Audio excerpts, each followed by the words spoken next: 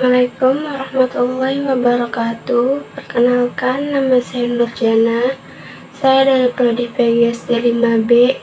Di sini saya akan menjelaskan tentang langkah-langkah perumusan manajemen berbasis sekolah yang diampu oleh Bapak Dede Hardiansyah MPD untuk memenuhi tugas mata kuliah manajemen berbasis sekolah.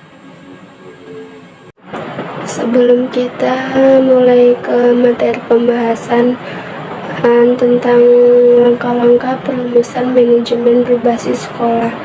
Apa saja itu manajemen berbasis sekolah?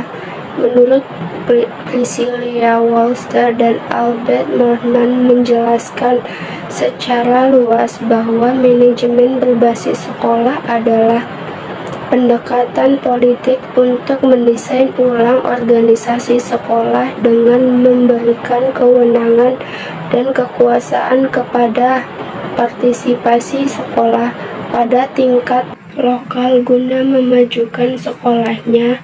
Partisipasi lokal yang dimaksud adalah partisipasi kepala sekolah, guru, dan masyarakat lokal.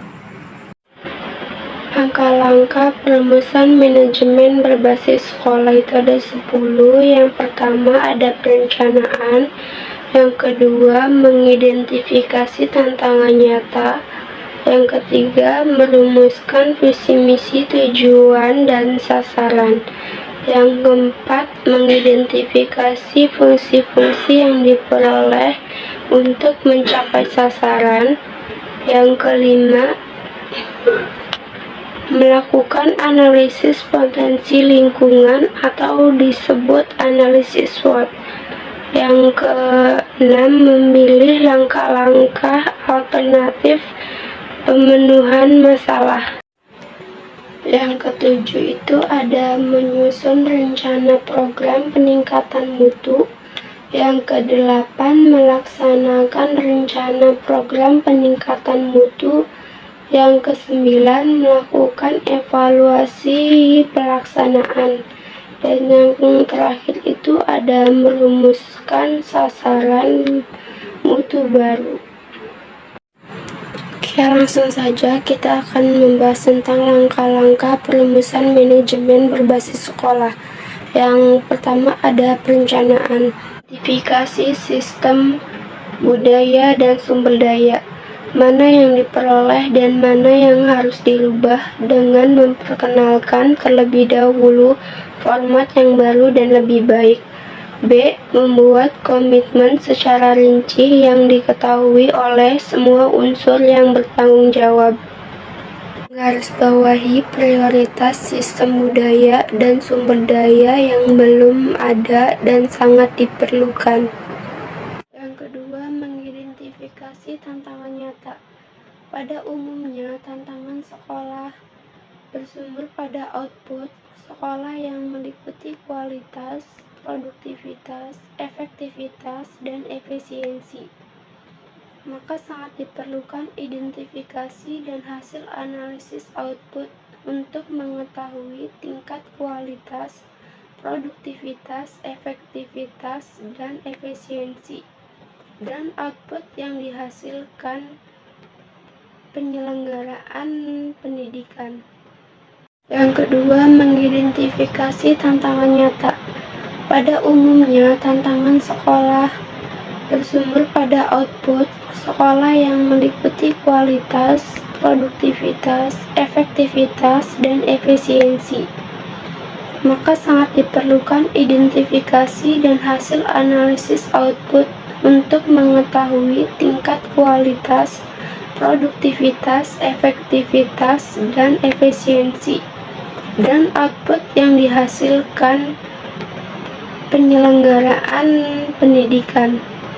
Yang ketiga, merumuskan visi misi, tujuan, dan sasaran sekolah yang dapat menjamin keberlangsungan hidup dan perkembangan sekolah.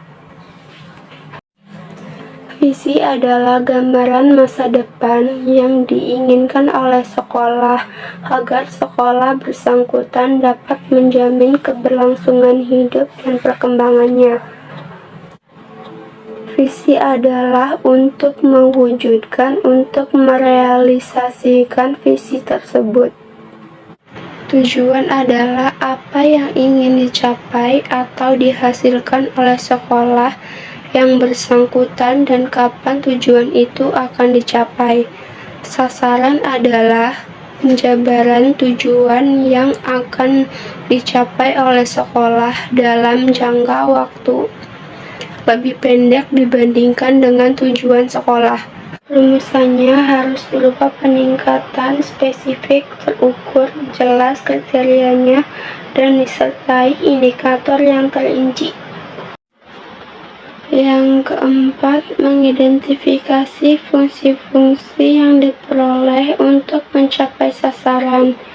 Fungsi-fungsi yang dimaksud adalah unsur-unsur kegiatan beserta unsur-unsur pendukungnya saling berkaitan dan tidak dapat berdiri sendiri. Sejauh mana kesiapan fungsi-fungsi tersebut terhadap kegiatan yang akan dilakukan dalam mencapai sesuatu. Yang kelima, analisis potensi lingkungan atau disebut analisis SWOT. Melakukan analisis SWOT dilakukan dengan maksud untuk mengenali kesiapan setiap fungsi dari keseluruhan fungsi sekolah yang diperlukan untuk mencapai sasaran yang telah ditetapkan. Yang keenam, memilih langkah-langkah alternatif pemecahan masalah.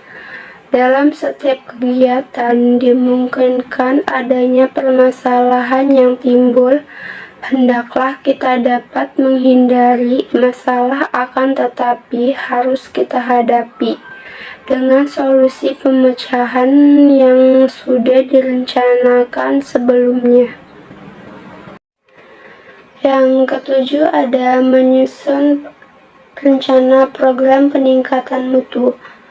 Penyusunan program peningkatan mutu harus disertai langkah-langkah pemecahan permasalahan yang mungkin terjadi, fungsi yang terlibat, beserta unsur-unsur membuat rencana program untuk jangka pendek, jangka menengah, dan jangka panjang, serta bersama merealisasikan rencana program tersebut.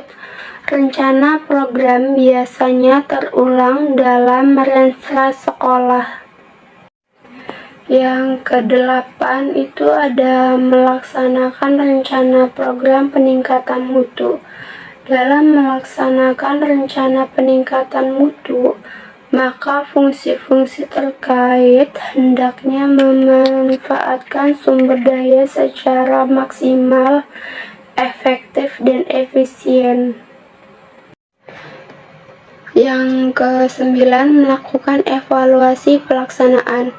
Untuk mengetahui tingkat keberhasilan program sekolah, perlu mengadakan evaluasi pelaksanaan program, baik program jangka pendek maupun program jangka panjang.